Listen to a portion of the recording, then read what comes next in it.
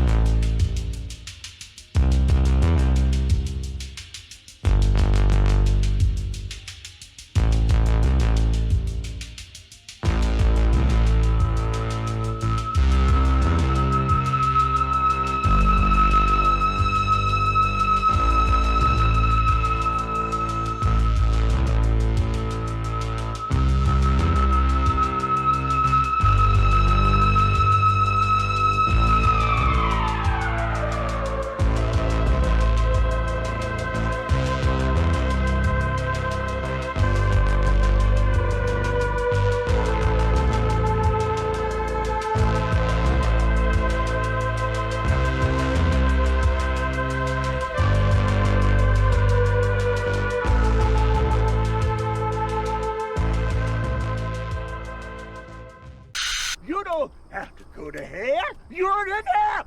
This is hell. This is hell. This is hell. Because democracy basically means government by the people, of the people, for the people. But the people are retarded. Then strangled them, and finally dismembered their bodies. Right. Then do Available. but homelessness and all that. And now, the voice you've been waiting for.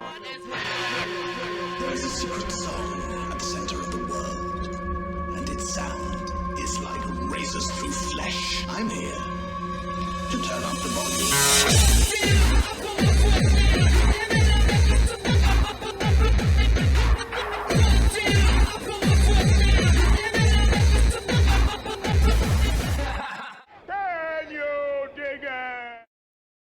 I'm kind of retarded.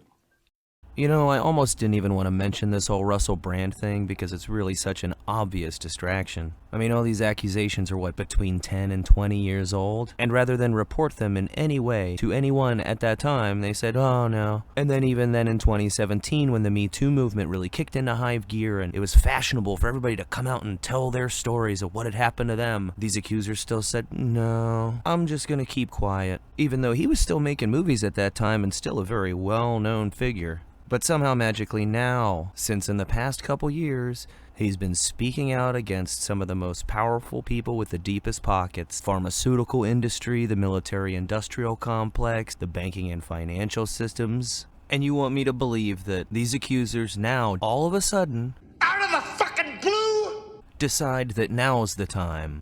And it's got nothing to do with any of that? I don't think so. And these people that we have to believe all women really crack me the fuck up. Oh, really? Well, what about Tara Reid? What about Juanita Broderick? Are they not women? Did they not tell a story? And with this story, the only thing that makes it really worth talking about is the way that they're trying to completely destroy somebody without any kind of hard evidence based on accusations and no due process whatsoever. And the fact that you had the UK Parliament get involved lends a lot of credibility to the idea that this has everything to do with the things that he's been saying and the traction that he's been getting. And we might not even have known about it, only suspected it if it hadn't been for Rumble going public with the letter they got from the UK Parliament In a very sneaky way, much like in the Twitter files, the US government wouldn't send emails to Twitter staff demanding so much that something be taken down. They did it very sly and said, we have this thing that we think you should take a look at.